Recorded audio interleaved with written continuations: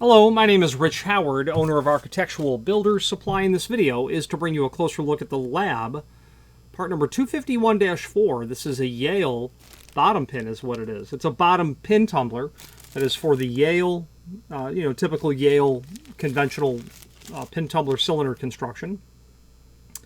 And the lab part number on this is 251, and that means bottom pin, and the 4 means the length. It is also a .019 step, as you can see there. We'll talk about that more in a moment.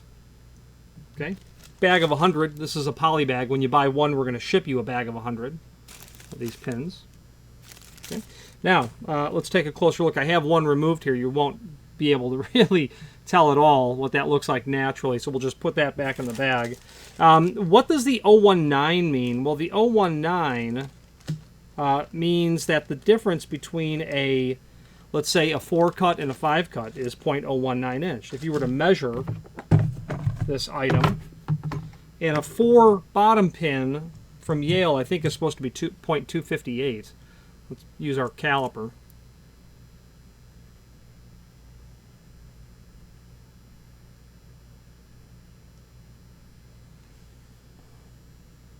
It's awfully tight tolerances, 0.258.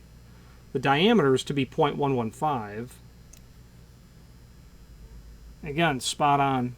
Okay, so the .019 is the physical length between two different pins that are adjacent to each other. So the difference between a 5 master pin and a 6 master pin would be, of course, .019 if you measured each of those. What does that mean? It's a .019 step. That's the increment. But what does it mean? Well, what it means is that it tells us much more about the system. It tells us the difference between two different pins in terms of their length. If you wanted to know the difference between a 3 and a 6, well, that's 3 increments, 3 times .019. That's the physical dimensional difference. But .019 is less than .023. .023 is the magic number within the industry. Maybe not it's not a magic number. Magic number is, I think, referred to is pinning removable or interchangeable core, in terms of it being a build-up pin in the sense of the thickness of the control lug. The control lug is the magic number, I think, what you need to do to hit that control lug shear line. .023 is the number in the industry that is accepted as anything below that, smaller than that, is a 2-step system, like Yale. Anything above that is a single-step system, like Kwikset or System 70 in Corbin Russwin. What that means is in a 2-step system, .023 and less, there would never be a number 1 master pin, because you couldn't have a 2-cut and a 3-cut, or a 7-cut and a 6-cut. Because there's no number 1 master pin, because that .019 is too small of a distance to successfully expect locks to operate. Above there, I think Kwikset is .026. You will have a number 1 master pin, which means you can have a 5 master and a 6 change key, or whatever you like. So that's the important part about knowing that it's .019 step or increment.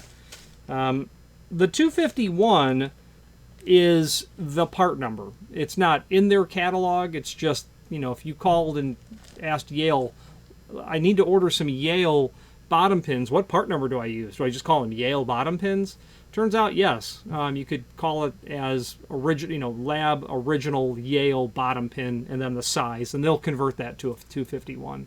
The master pin, for instance, is a 451, and then, of course, dash, and then the size that you need. Let's switch to the screen view now and take a closer look at some supporting documentation. Here is the item that we are looking at, and not much to see here, so let's take a look at the images that I have down below. That's the front of the packaging. 100 pins in a poly bag. It's kind of what it looks like. It's a pixelated picture, flattened off end here. You can see how there's a chamfer or a bevel on this edge. We have a much more pixelated picture, but it does give you an idea that that's a particular shape that's there. Okay, that's a particular shape, and that's the shape for Yale. Now, below this video here is a link to the manufacturer's page where we can pull up not only all of the lab products that we sell by means of this horizontal navigation as seen here, but also a link to the manufacturer's website, as well as a link to the full product catalog.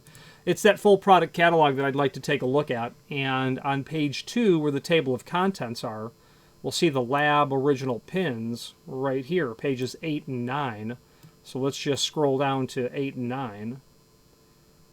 Page 8, here we are. Well, what you're going to see is original manufacturer's pins. And what you'll notice is that there are different manufacturers listed here. Kwikset, Dorma, Weiser, Corbin Russwin, Schlage. In this area here are small format pins for Best and its clones, such as Falcon Arrow, Schlage, Medico, anyone who uses that small format platform. Page 9 has the reference to the Yale pins, which is right here. You can literally order it. Lab Original Manufacturer's Pin, Yale, bottom pin, and then the size. Again, the master pins are 251, and you'll see that there is no number 1 master pin here because it's a 2-step system. It's less than 0.023. And any... I had said earlier that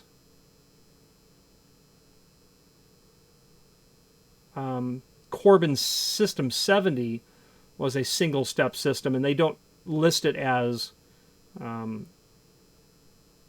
master or top pin in terms of 1 through anything. They list the sizes that would come out of the Corbin Russwin kit, but that 028 is that increment. So that would be, you know, the size of the smallest pin. Let's see, Kwikset is a single-step system, and they are right here. Okay, I had said earlier that it's 0.026. It's clearly not. It's 0.023. It's right at that theoretical cutoff. Okay, so they have a number 1 master pin. Schlage is a 2-step system, and they don't have a 1 master pin.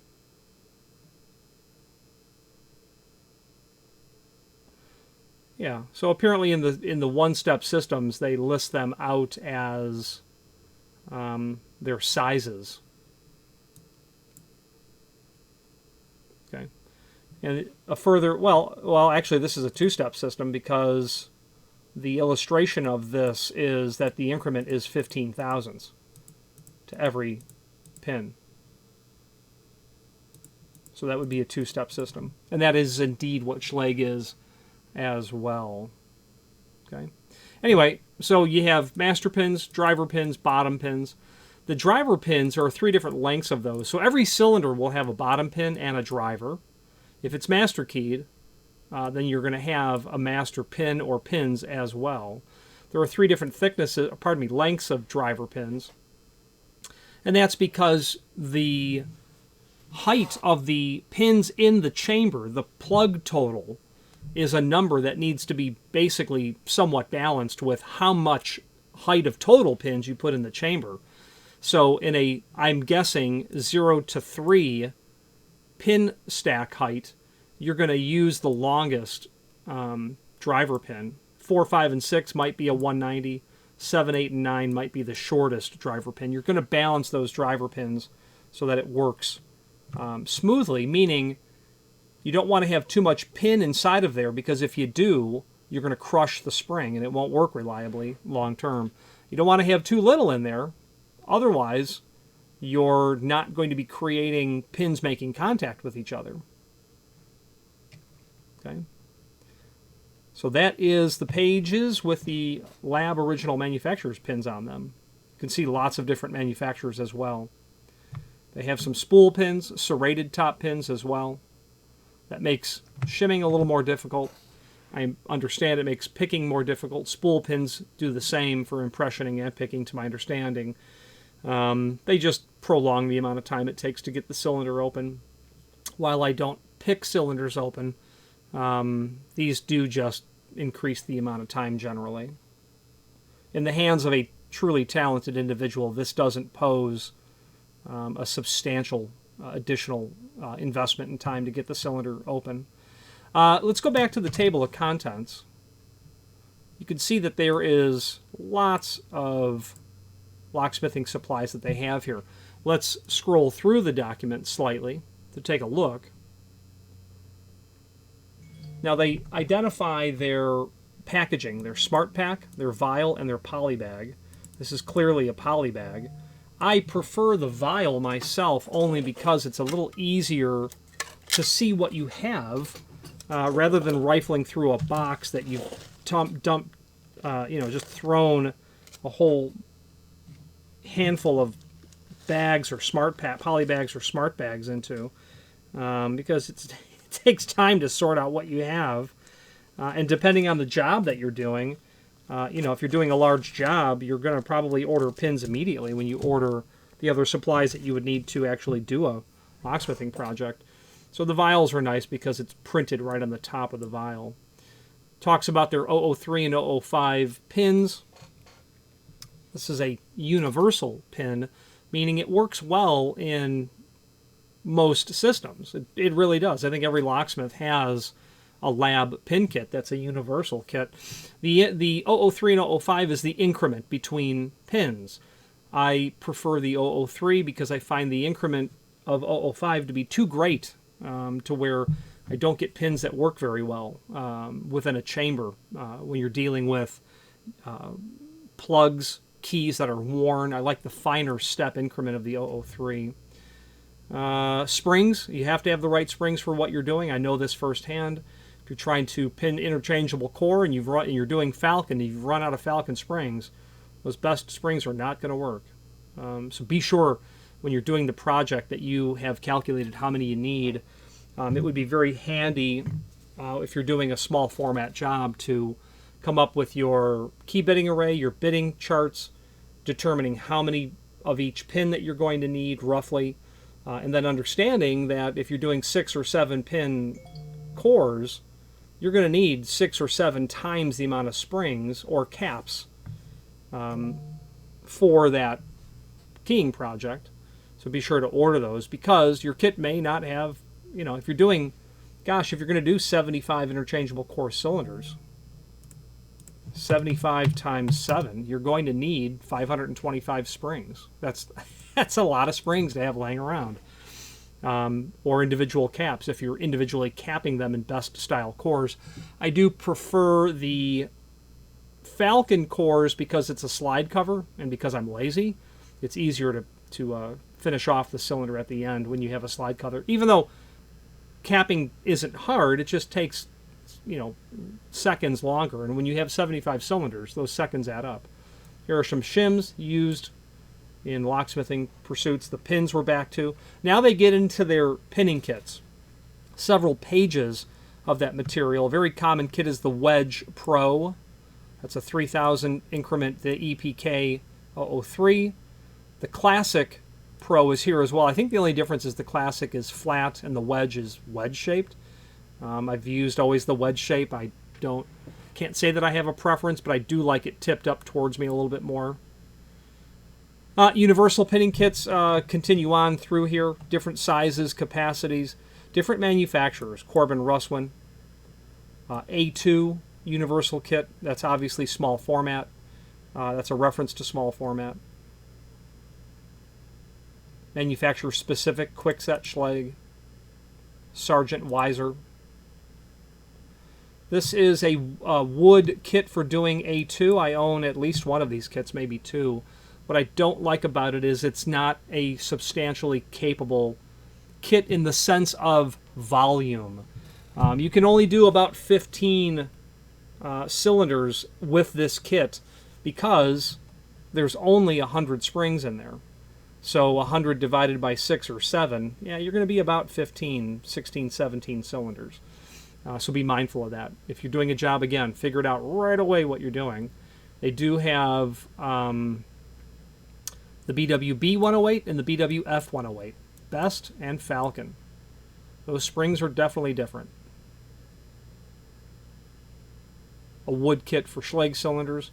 I don't have an argument over wood over metal. You know, I think wood might be a little more classic, but you know, to each his own. I don't have a comment about that. Mini little kits, literally small pinning kits for doing very small jobs. Get into locksmithing tools, plug followers, picks, tension rods, threaded cap remover, tweezers, lubricant. This is an ejecting block. Well, this is a multi-purpose block that will allow you to pin your cores, but it will also allow you to take an existing core and eject the pins down into this hinged Bible contraption so that you can then open that up and decode what pins were in there, with the purpose of you get called to a job and there's 50 cylinders and they've lost all the keys, and most definitely the master key. You should be able to take apart some, if you have a known good working master key, if you have a key for that cylinder, let's say you have a control key and you have a change key, yeah, you're going to be able to, understanding the formula of how you combinate cylinders, you're going to be able to decode the master key from this tool. Do you have to have this tool? No. Is it easier, safer to use this tool? Absolutely, because when you eject those pins, they're going everywhere. You don't want to lose them or missort them. Otherwise, you've lost the combination.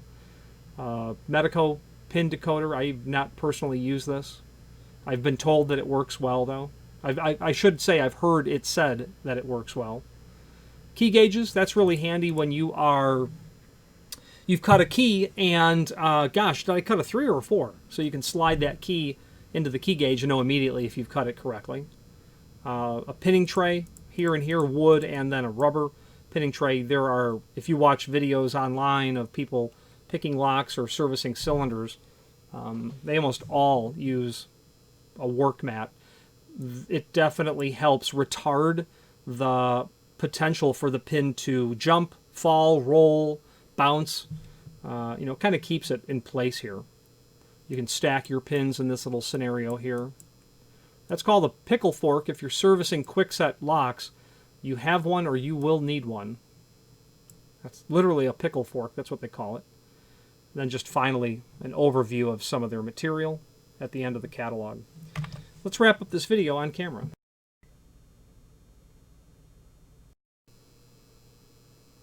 A very high quality pin, that's to be sure. When I showed you those tolerances earlier, that's every pin that they make, pretty much.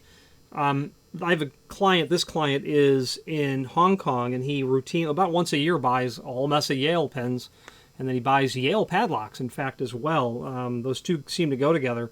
So he's clearly servicing a client there that has a need for not only padlocks, but, you know, locksmithing services.